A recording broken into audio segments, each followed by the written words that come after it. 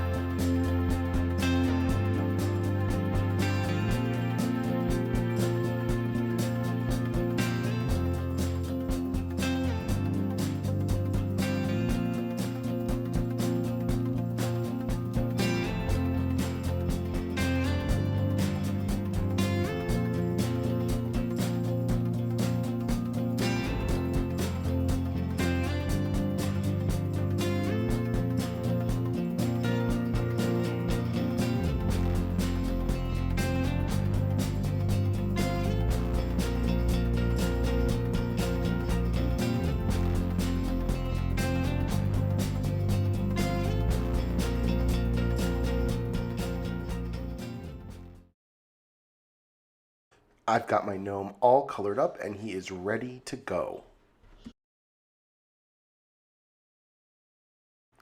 Next, I'm going to go ahead and grab the A2 Nesting Arches Dies by Scrapbook.com, and I'm going to use a couple different sizes to help get my card together.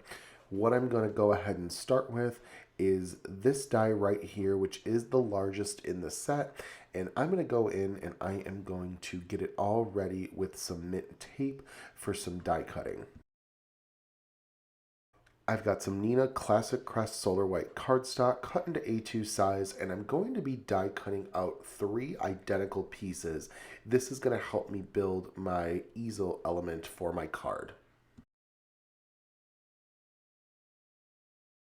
I like to use dies to get my card bases all ready to go because I know that when I use die cuts, I'm going to get an exact measurement and it doesn't leave any sort of guesswork to make sure I've got any incorrect measurements. Next, I'm going to grab two patterns from the Berry Sweet A2 paper pad, this green and white plaid and this lime green color, and then I'm going to go in with some rainbow glitter paper and grab the green pattern of that as well.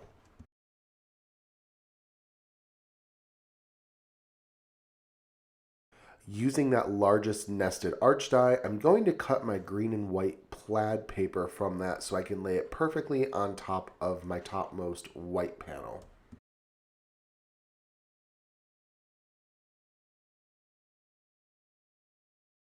Then I'm going to use the third largest die to die cut some of the green glitter paper, and this is going to act as a frame within my card.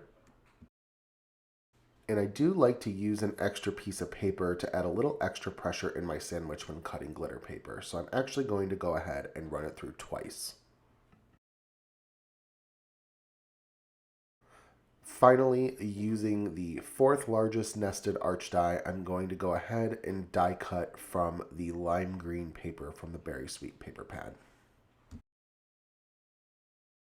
Here you will see all of the panels that I've gone ahead and die cut. I've got my three large white panels, my plaid panel, glitter panel, and my lime green panel.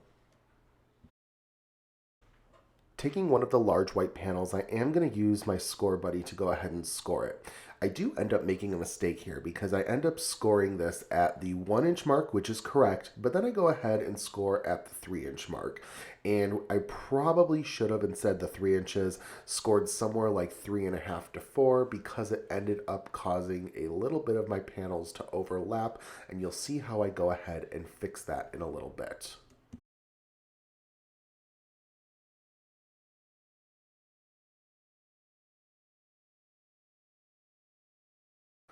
Now I do like to reinforce that crease with the bone folder provided, so I'm going ahead and doing that after I've gone ahead and scored my panel.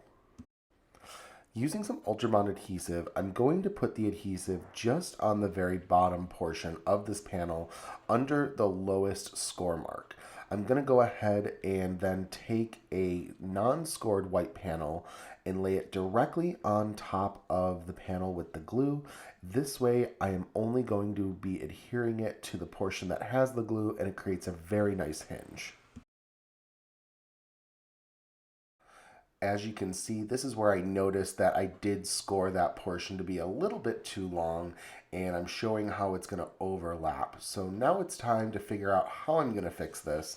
And I did come up with a rather easy remedy to this, and all it requires is a pair of scissors. So I'm going to go ahead and just trim a little bit off, trying to keep it as straight and as pretty as possible. You could also use a paper trimmer for this. I'm going to go ahead and adhere glue just below where the score mark is, and then place my third white arch die cut directly on top of it. And this is going to create a very nice mechanism that's going to allow me to have a nice hinge element to my card to get that easel effect.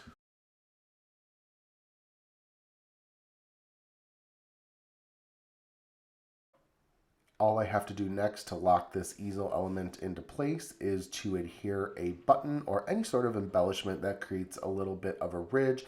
And so I've got that all in place, and I'm going to set it aside to dry.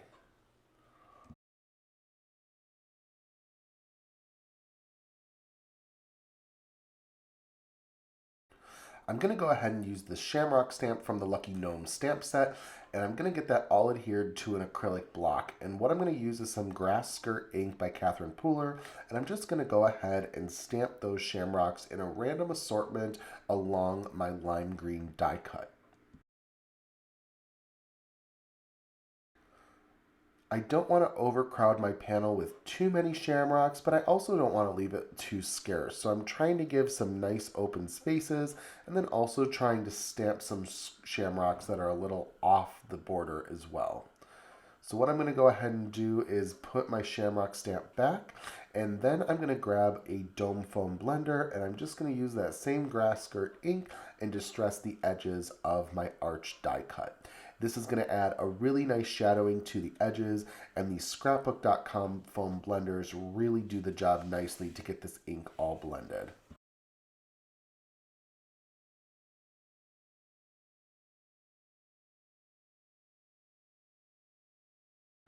After cleaning off my workspace, I'm going to go ahead and grab my mini Misty, put my die cut inside, and brush it with my Magic Anti-Static brush because I am going to be doing a little bit of heat embossing. So I'm going to go ahead and I'm going to use the You're My Lucky Charm stamp from the Lucky Gnomes Stamp Set, pick it up with my Misty, and use some watermark ink by Pink and Main so I can go ahead and begin my heat embossing process.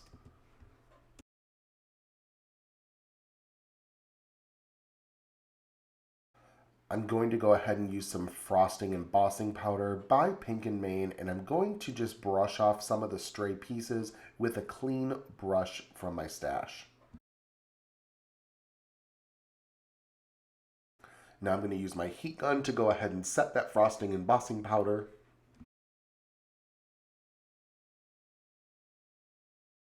And once it's cooled off, it will be ready to go for my panel.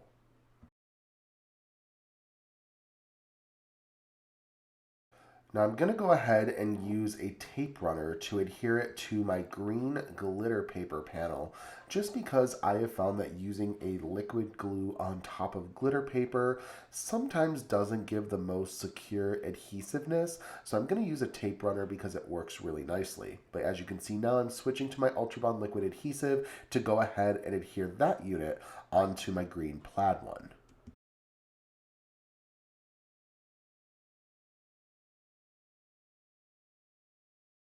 It's now time to begin getting everything all adhered together. So I'm going to use some Ultra Bond adhesive to adhere my main panel to my easel card base. And I'm going to apply some pressure just to make sure that's all lined up and ready to go. And once that is all set, I'm going to grab our little gnome fella with some large foam squares. And I'm going to use the foam squares on the back of this guy. This is going to help give him a little bit of a lift off of the paper and really bring some focal attention to him.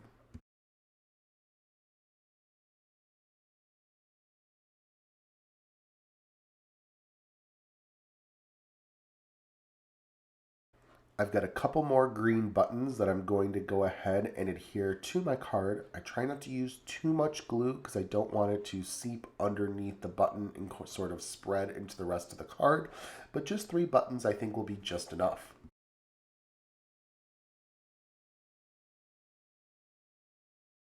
And there you have it. Our Lucky Easel card is all complete and ready to be sent off to a friend. I hope you enjoyed this tutorial and it leaves you inspired to get into your craft area and make your very own easel card. Be sure to like and subscribe to stay up to date on all future projects and videos I have coming your way. And thanks again for stopping by. Have a great day. Goodbye.